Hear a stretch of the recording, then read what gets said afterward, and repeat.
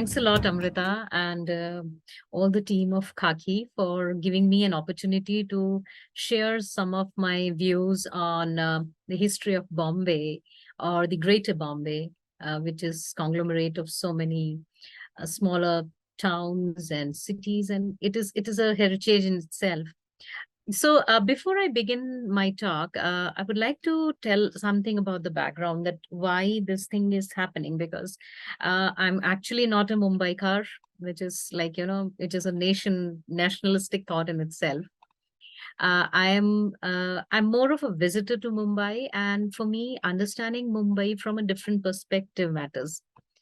And the most important thing is since last 5 to 10 years, I've started looking into the connectedness of the different parts of Maharashtra and Deccan for per se, uh, in a pre-colonial perspective, that how usually what we find in the global arena or even in the national sphere of India, we see that the market systems or the trade and community cultures uh, are somehow reinvigorating themselves. There is a tension of what was a colonial legacy, and what is happening at present is like we are trying to decolonize certain structures of trade, culture, economic patterns, commercial networks, and we are trying to rebuild things on different platforms.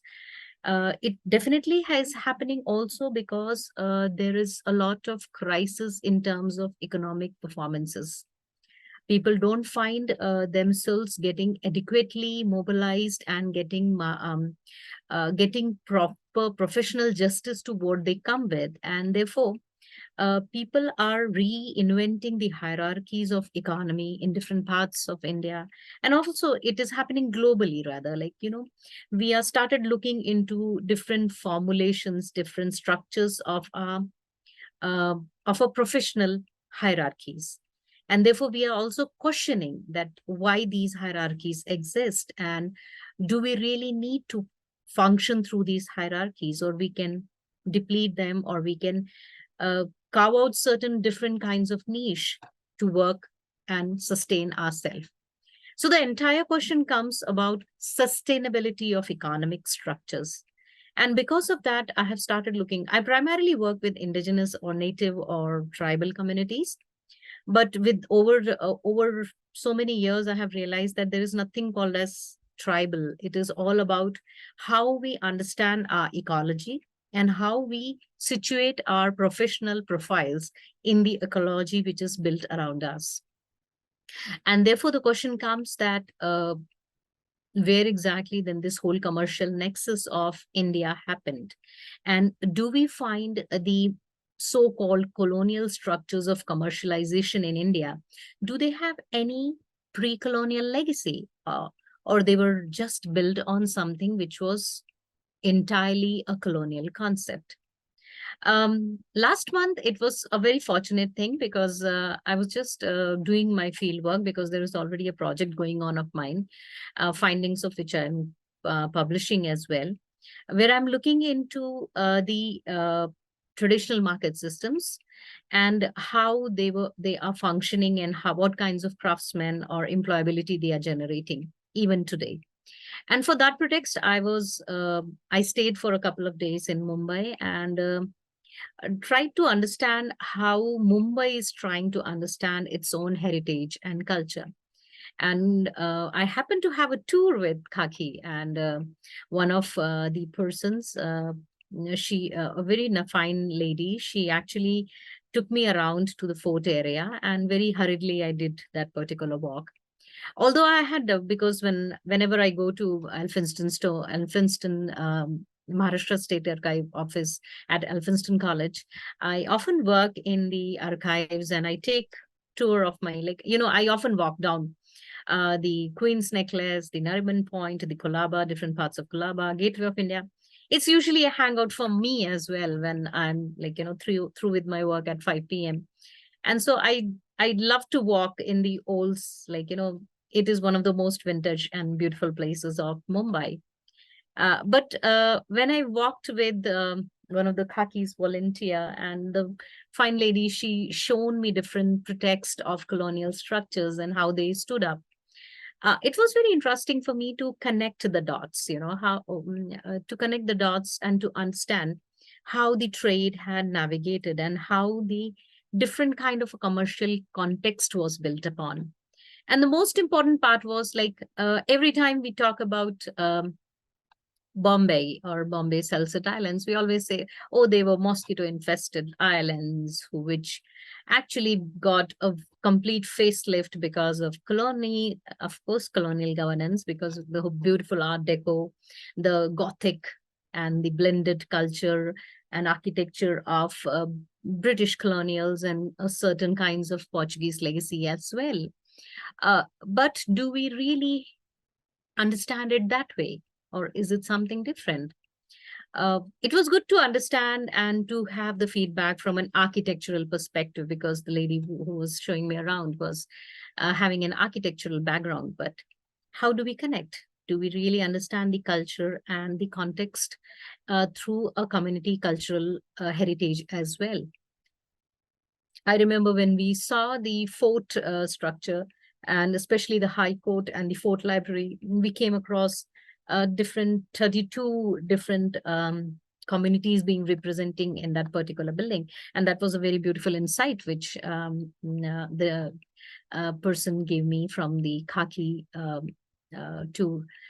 So what we understand that these are different perspectives, and we have to look through the windows of these different visuals which are being presented to us in form of structured and owned kind of buildings. We have these legacy with us, and we often look them through a very through a particular paradigm. We see them through a prism of somewhat a Eurocentric legacy, and somehow we miss those finer details which tell us about the our own native or indigenous, or let's take our own Bharatiya or Indian pretext to it. We somewhere we miss the link that perhaps it was an idea which was germinated to us in a colonial era, but a lot of the legacy which was structured around us and as a built heritage which was built around it was thoroughly people from this land, or people who lived and who had been living for ages together in that particular region, or not only in the region, but they were continuously getting interacted with the people around them as well. So it's not purely Eurocentric. Sometimes we think that something which is being created is Eurocentric, but perhaps it's not. It has its own dimensions from the people who are coming to that territory, who had been living there for very long, and then what kind of different inclusive components they add to it. And therefore, what we get is not something which is exclusively about an identity which is being imposed, but it is also about the different navigated and different kind of components which have come together to that particular to create an identity. And therefore, what we have to look perhaps is not just the Bombay which was created as a colonial legacy, but also what it was already.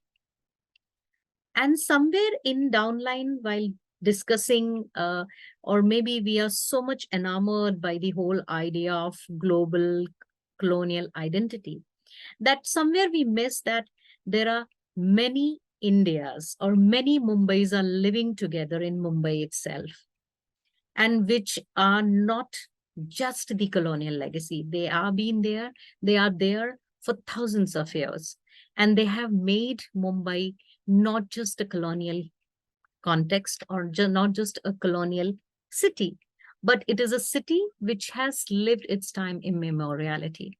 And perhaps that is my perception, because when I looked to Mumbai, I didn't look at it as, because I often go to Mumbai, but somehow uh, I do like the colonial and the Art Deco, and especially the Kulaba zone. But perhaps what I could see was more than that. And it's not just me, because, a professor like Professor Ranbir Chakravarti, even recently Chaya Goswami, and uh, uh, Jim Masulos, for that matter. We have Prashant Kitambi and many more historians who have tried to uh, bring out the various nascent facets about. And there is a Koiman, like I just went through his writings of Professor Koiman's works, and that made me realize that there is more to Bombay, which we need to understand. And it definitely then connects the exclusive identity of Mumbai with all the hinterland territories, whether it's Gujarat, whether it's Bombay, Maharashtra, whether it's Goa, or to that extent, even the entire South Asian and Silk Route Asian identity. So it's not an exclusive Mumbai itself. It's a Mumbai which is, you know, somehow gathering the entire Asia, or now the entire globe in itself. And therefore different facets are there, and that is not exclusively a colonial legacy. It has its own pre-colonial heritage associated to it, which is brought to itself, which somehow, that's why Bombay could so well gel. Mumbai could so very immediately, the moment like the Britishers start taking it over, it quickly uh, it's not so very easy, like it usually never happens that you just go to a region and you just settle certain communities, and people will readily accept it. There is a lot of resistance to the new cultures which come to a territory, but somehow Mumbai has adapted it, nurtured it, and flourished it to further evolve into a very wider, a broader network of trade, commercialization, cultural nexus, and everything what we come across. And that's what we will get to see when we will be studying. These are certain perspectives which I'm going to share over here right now. So as I said that it's bazaars before Bombay, but I'm going to discuss more about trade and navigation patterns, because bazaars is something which evolves around these commercial and trading networks and trade connectedness. And as we know, the most important terrain, or the most important junction where people come together and share their identities and share their learnings, share their cultural components, is essentially a bazaar. Because it's not just a place where you give and take, you buy something and you sell something, but you also, you mm, we also express the component which we are going to sell. So because nobody is going to buy something otherwise, unless and until you are going to have its saleability being approved by the market system. So markets, often we underestimate the potentialities of market as cultural spaces. But we have to understand market is something which brings together different communities, different cultures, different ideas, different peoples of potential, and also different technologies. So everything is, the moment we come out of our homes, we are in a market space. We are in a space of bazaar, which is going to interact, which is going to ascertain that how a person, how a community, how a culture is going to retain itself in the place where everybody is selling, in the place where everybody is proving that they are the best. And therefore bazaars is something which is essentially defines the borderland areas. And Mumbai and its associated islands and its spaces have one very important perspective to it, that they don't not only have a land as a market, but they also have a sea as a market. And that's what we understand as Mumbai. There are certain things which we the two important aspects, which of course, Kohli, I won't be able to discuss much in today's talk, but of course, I'll highlight a couple of things about it. The first thing is the islands of Mumbai and hinterland trade is as old as 5,000 years old. Usually, we understand it as that Mumbai and its trade it's predominantly a colonial concept, but definitely it's not. It has its own rich heritage and continuity in historical pretext as well, and that we get in different historical text and different archival dispositions as well. Yeah. So let's have we can begin with an anecdote. Speculation is past anecdotes that Bombay area might have maintained trade connections with Persia and Rome, and there has been speculation on whether Ptolemy's Heptanasia, Seven Islands, should be identified with Bombay. So there are speculations about it. There are, so Claudius Ptolemy's The Geography, it actually mentions about Heptanasia, or Seven Islands of Mumbai.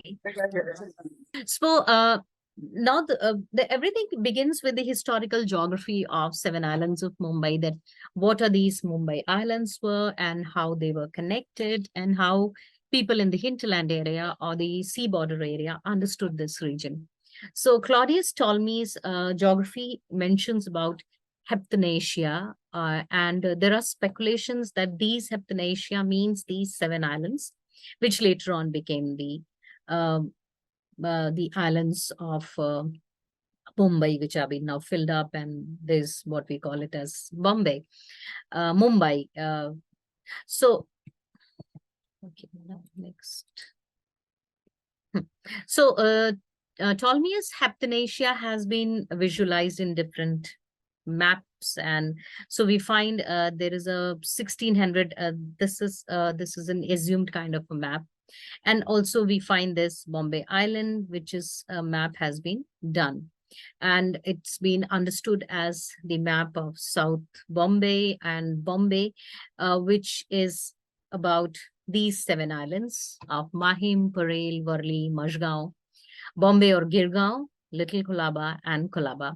So these seven islands are predominantly understood as the actual, the colonial legacy of Bombay, and especially when all these seven islands were filled up by the colonial makeshifters and colonial rulers, and how they developed all these, and they connected this all islands, and they created the entire concept of Bombay.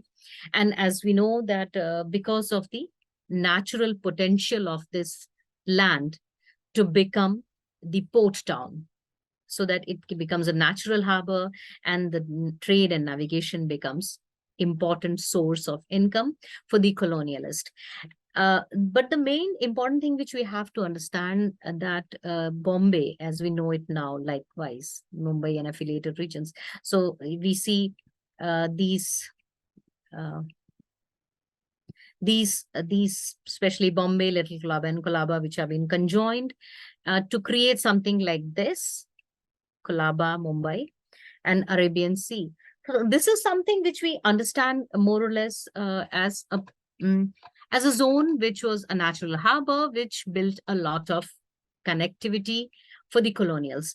But we have to understand that the conjoining of these seven islands was more about bringing a certain set of activities only to a natural harbor, or the created kind of a harbor, so that the multilateral trade becomes unilateral. Everything is about here is import and export. You're bringing all the trading activities to a particular junction. So you streamline an trading activity. So if you'll see, once again, let's go back to this map, and we try to understand that what could have been the nature of trade and navigation if these all seven islands were not together the way they are together these days. So we find that today, all these activities are more about how you channelize a trade, how you bring that entire trade to a certain set of system, which is predominantly guided by a technology, which brings all things in India and then takes them back again. So a lot has been done. We know there is like this Raj Narayan Chanda workers' work and Prashant Kitambi's work. Jim Masulos has done a lot, and so many textile mill, cotton mill, opium trade. Tremendous amount of work has been done on how the trade and export was carried on through this Bombay dockyard. And it actually transformed how this these seven islands were looked upon. These seven islands, which previously perhaps had a very distinctive order of working, were now brought into such a conglomerate that everything is now about bringing the goods and taking them back. It somehow questions what exactly was the nature of governance, the nature of activities which were being done in all these different civil islands, and how they were connected to each other.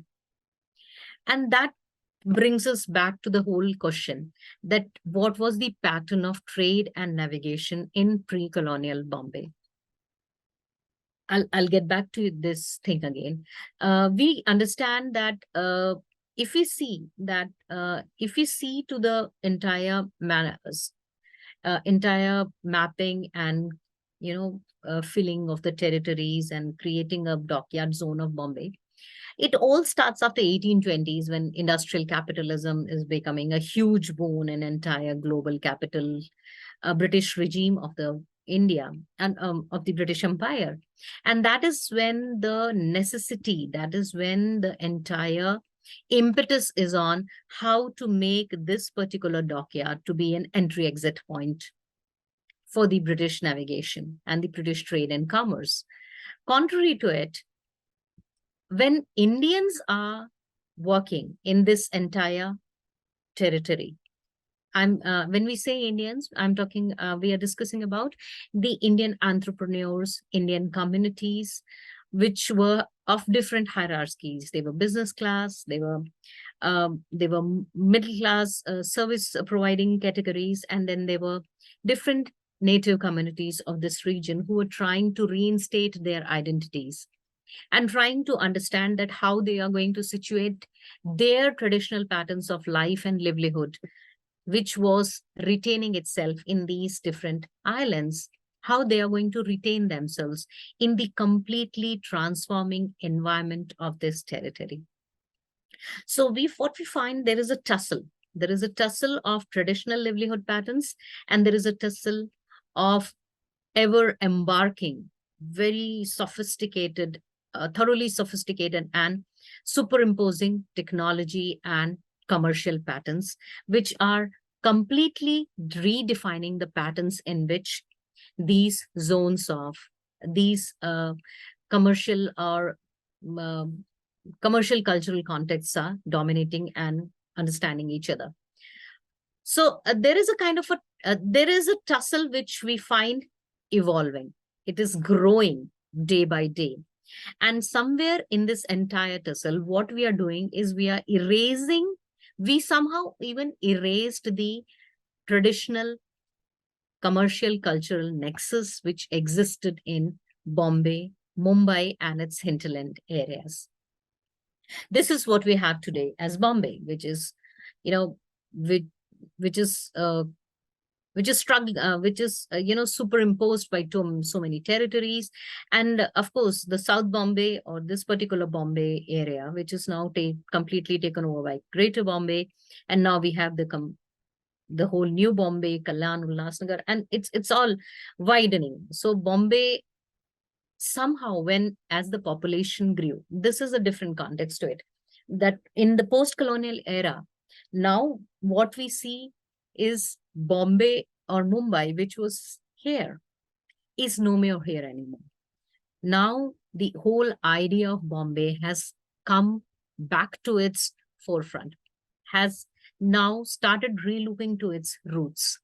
now started relooking to its heritage commercial patterns, which was not just concentrated in the dockyard Bombay territory. It was earlier also very much there in the upper end of the territories for, say, Thane and Bhiwandi and Dombivli areas, or Vasai area, and Khopoli area or Uran areas. And now it's reinventing itself, especially after the colonial era, post-colonial, especially after the end of the colonial era.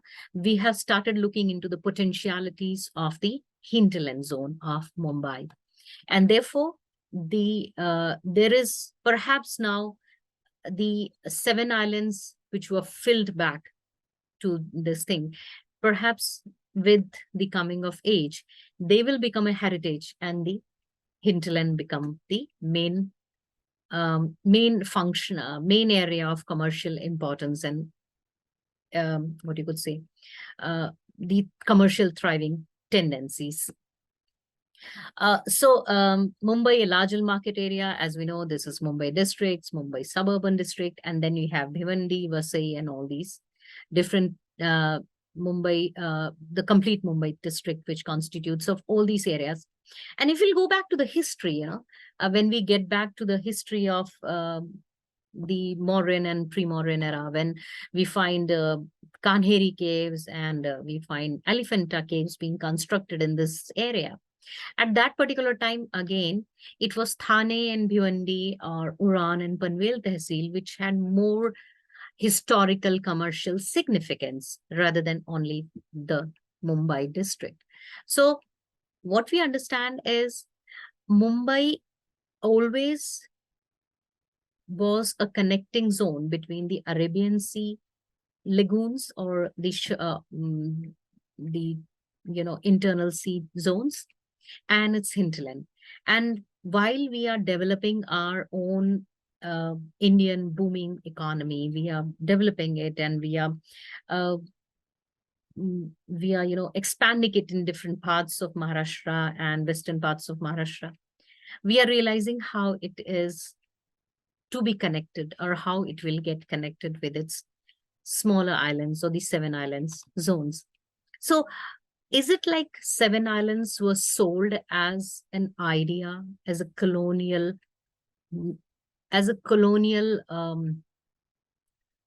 what you could say, they were sold as a Eurocentric norm to the Indian society, that this is how you create a mini Europe with indeed the indigenous inputs in a territory, and then you try to create a legacy, then you create a history which somehow was not integral to what exactly the history is all about.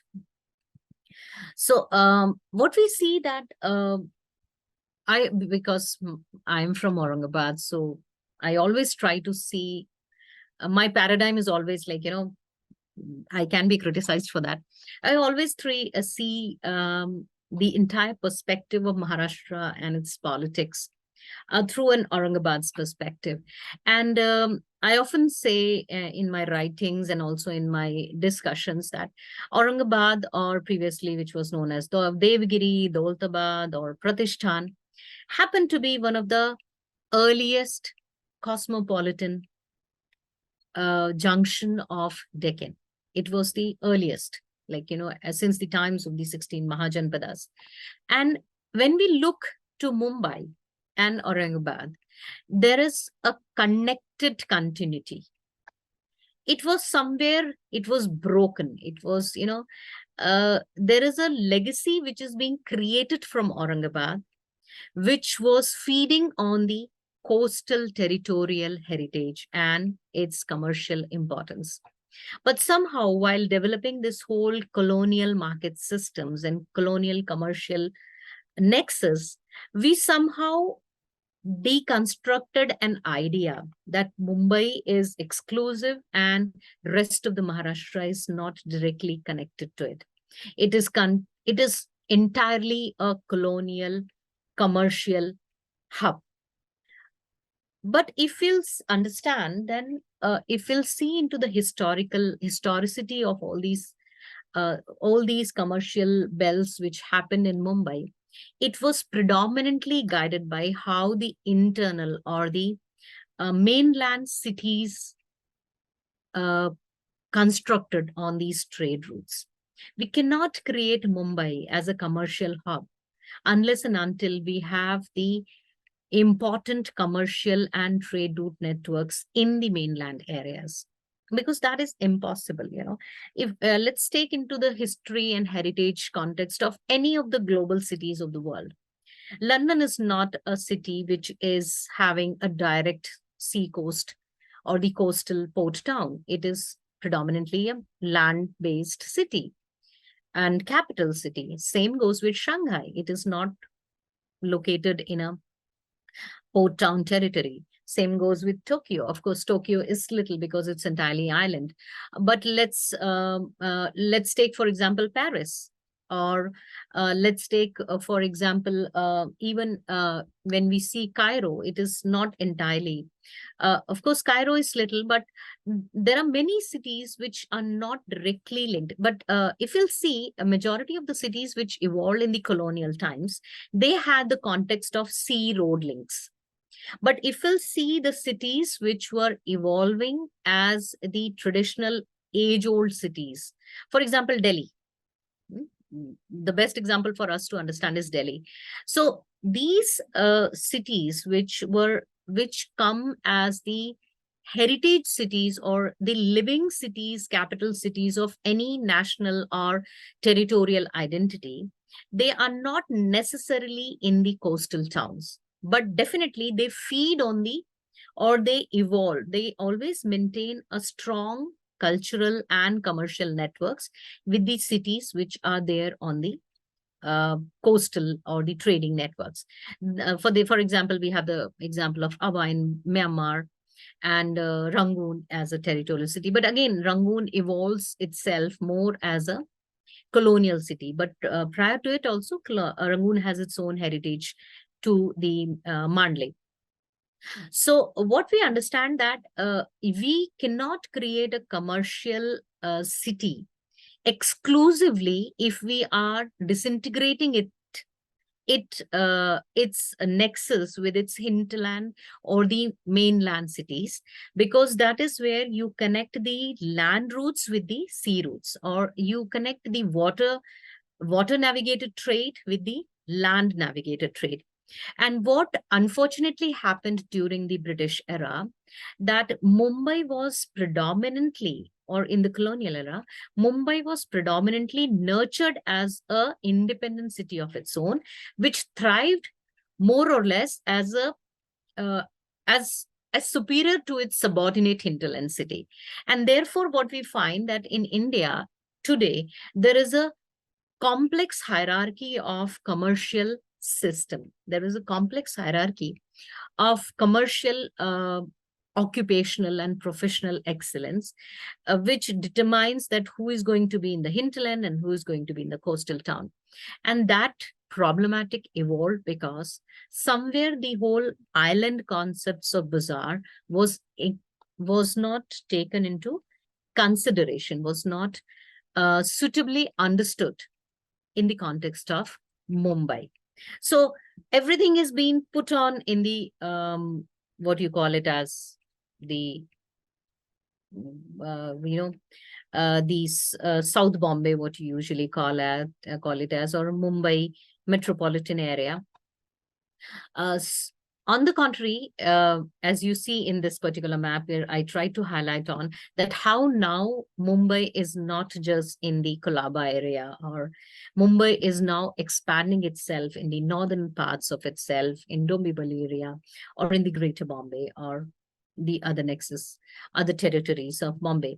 And this is something which where we are looking into the historical past or the historical context of its. Now let's try to see how Mumbai was understood in pre-colonial era. How people tried to understand it. So we see that Thane, which was a very important, which is which perhaps is the oldest territorial mainland zone of Mumbai metropolitan. And it was known as Sri Thanaka. And Thanakosta had relations with Europe, Greece, Babylon, and Persia. And certain carvings like the Ashoka's edicts and at Kanheri cave show the king Rudradaman ruled northern Konkan, that is Thane and Kolaba, during the 2nd century AD. And this is also very important to understand that means Thane was already there. It was one of the most flourishing uh, with global commercial nexus associated to it.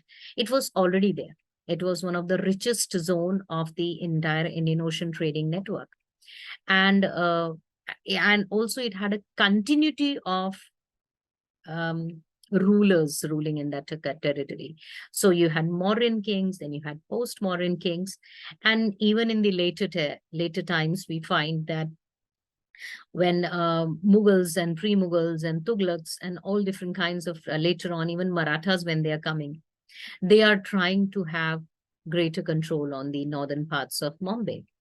And this way, it determines that when we say that there was nothing called as bazaar, or the entire concept of bazaar was brought by Europeans, then we really have to relook into this whole debate, or these entire narratives, that was it essentially likewise or it was different. So then we come to Kanheri caves and Elephanta caves, which definitely we have to we all know very well. Like, it is predominantly understood in the historical narratives that no cave architecture happens unless and until there is a thriving trade route and bazaars in that area.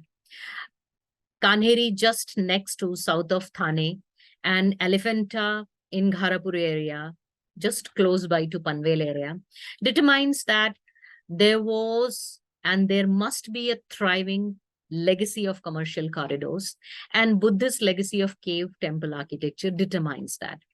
And Mauryan and post-Mauryan patronage to trade further emphasizes on the details that we cannot have a cave temple architecture in particular zone unless and until there is a thriving trading network. And we have evidences, fortunately, with all these kinds of cave architecture, that there was sea Silk Route and Greco-Roman trade, which was active in this territory.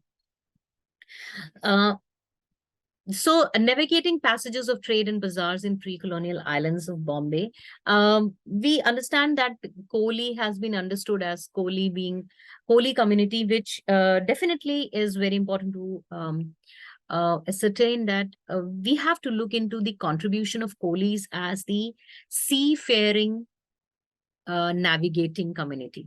They are the navigators who are connecting the river cultures with the sea cultures. They are connecting these two zones with the commercial value systems.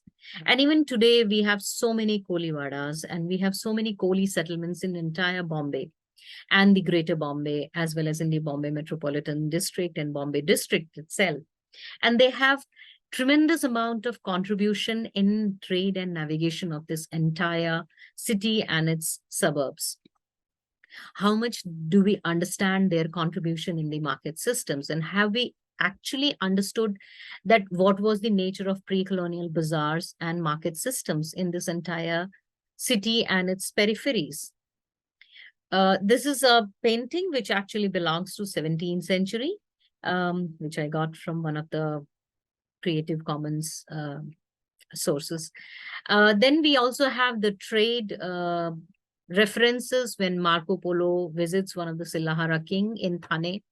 And he identifies Thane as one of the most important, Thane as one of the most flourishing trading zone of this territory. And he gives references also to his travel accounts to it. Now, heritage legacies with stories to be retold. I'm taking some of the images over here just to explain that these different architectural references of Bombay, these are Albert Khan collections, which have been recolored by them only. which I'm taking, and I duly acknowledge the references being taken.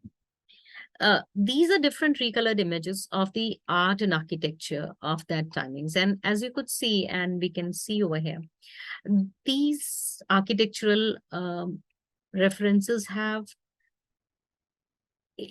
they are not just one, they have multiple facets associated to it. We find chatris, we find shikaras, we find arches, we find columns, we find grillings and all. These all pre-colonial architectural references definitely tell us that Mumbai was not something and mosquito infested zone. It was already a thriving territory with multiple communities interacting on a regular basis and exchanging their ideas and cultural components as well. So legacy of towns and cultural centers continuing till today.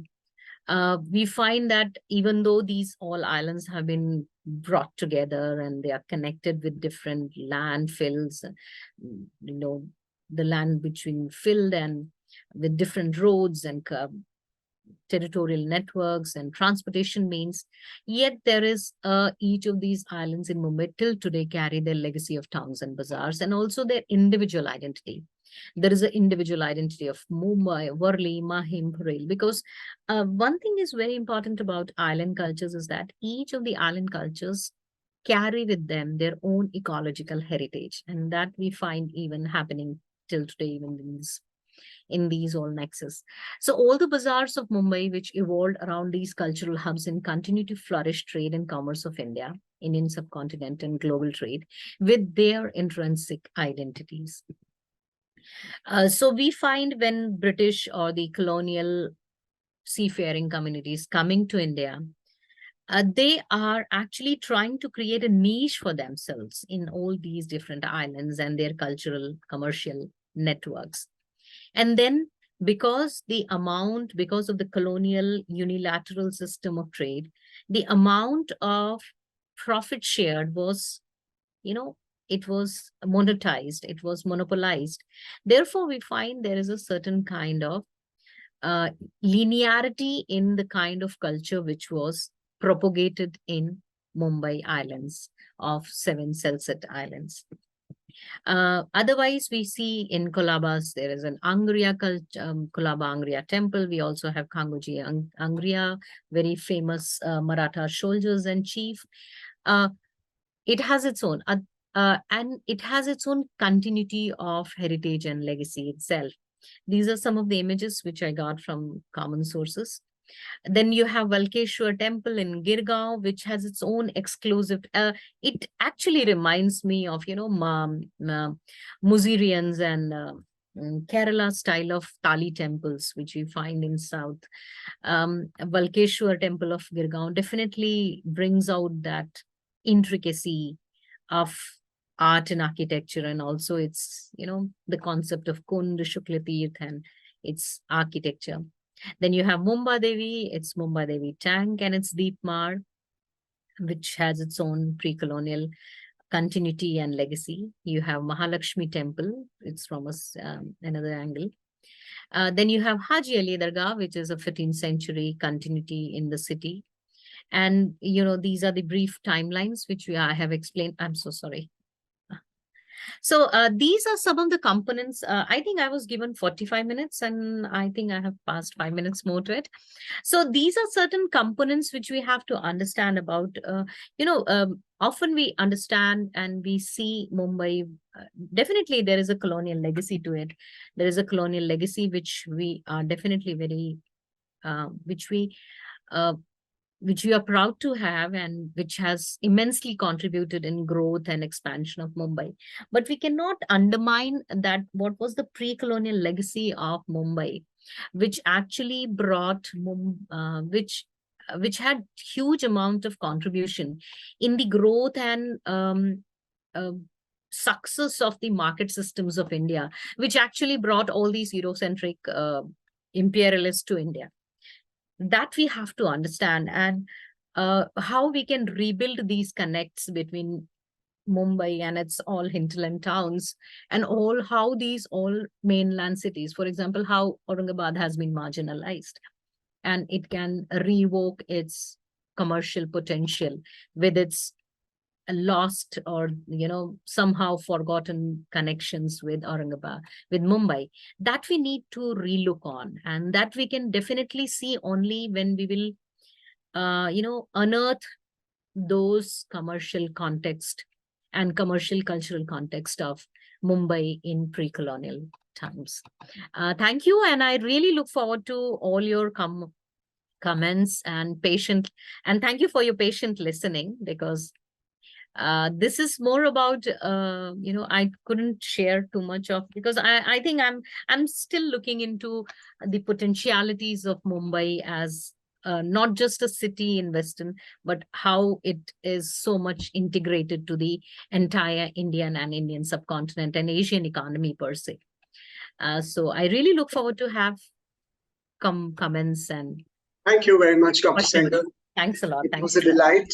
Like you rightly said, we need to do a lot of understanding of what came before. So to help our audience understand, could you paint us a small picture of what the trade was like, say, in the Shilara times, or when the Sultans of Gujarat?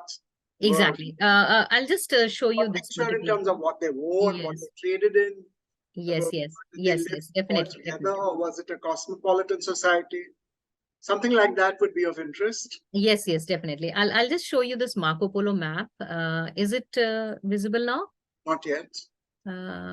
Just a second. Let me. Yeah. So when you see this Marco Polo map, so Marco Polo is coming somewhere here. If you could see my mouse, so he comes to Thane and becomes guest to then Shilahara king. And what we see over here, I have shared the map over here also. So what we see that even today, the NH8, which connects Delhi to Bombay, it is one of the most, what you could say, it is one of the most, it is the busiest route of trade and navigation, and it also has highest number of trains, both goods and passenger trains. It also has highest number of flights in all over India. Compared to anywhere in India, the maximum number of flights which run within Indian cities is between Delhi and Bombay. This is because it is directly connecting the land route with the sea route. But what is happening that this land and sea route was not just one, it is pretty unidirectional. And this is still the continuation of colonial legacy. Because it was Britishers who knew that they have the control of Delhi, and this is the Bombay. With the opening of Suez Canal, especially in 1878, it became very clear for them that the trade has to be unidirectional. It need not to be multi-directional. So even, they stopped even the Calcutta and Madras connectivity to a certain extent. And the very important things which you have to understand, the British colonials made these four cities, Calcutta, Bombay, Delhi, and Madras or Chennai, what we know today, as their prime cities. On the contrary, if you just go 100 years ago, the prime cities of India were Madurai, Aurangabad, Indore, Malwa, or what you say, Mandu, and then you have Agra, and then you had Delhi, and then you had Lahore. So all of a sudden, your cities are becoming coastal, because this is how the British Empire is functioning. British Empire is predominantly a seafaring society, a seafaring imperial empire.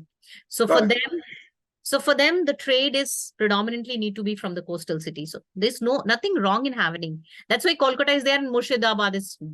Even now, even today, we are not able to revive Murshidabad or Munger for that matter, which was the capital of the Nawabs of Bengal for a very long time. Why it is happening? Because this is how you are streamlining the trade. On the contrary, when these all trades were not, when this trade was not solely based on the sea benefits, it was thoroughly a compatible balance between land and sea routes. And therefore, all the commercial nexus, all the artisans, different kinds of artisans of India who were fairly very rich. They had their own communities, their own community nexus. They had strong commercial networks of their own. They all were working in the mainland areas.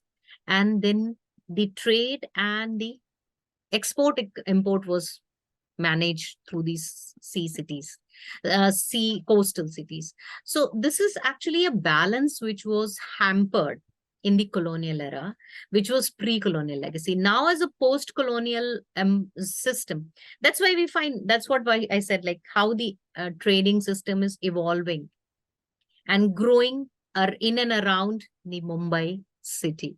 This is how we understand the whole growth and development of different kinds of empires and different kinds of trading networks. So it was not just about the crafts and arts and crafts, it was also about different kinds of produce, different kinds of, for example, there is a reference in Aine Ekbari and also in the Ferista's detail of Deccan, that there were only 44 different kinds of lentils which were being exported or being traded from the markets of Aurangabad and Devgiri in different parts of Asia.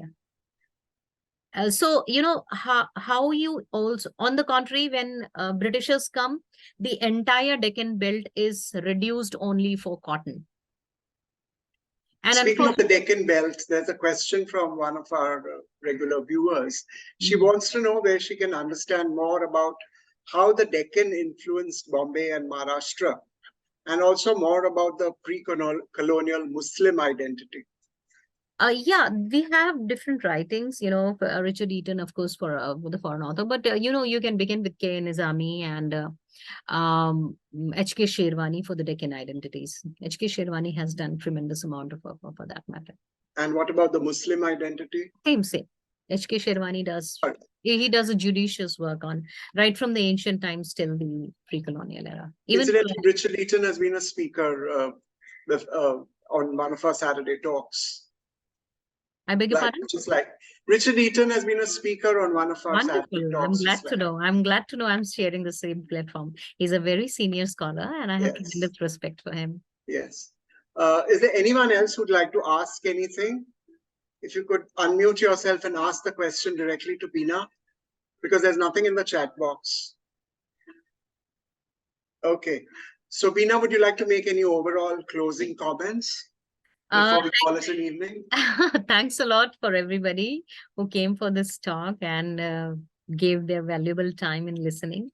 And I really look forward to have your comments and queries. And if you'd like to add on, because I'm still working on this whole idea and I'm trying to connect different dots. Maybe if you could put your email in the chat box, exactly. they can get in touch with you directly. Definitely, I'll try to. Anyone who wants to take this up further with you. It's Bina Sengar 2020. You can write like Bina Sengar 2020 at gmail.com. It's Bina Sengar, right on. And then it's Bina Sengar 2020 at gmail.com. You can reach out to me through that email. Done. Thank you so much for your time. Thank you.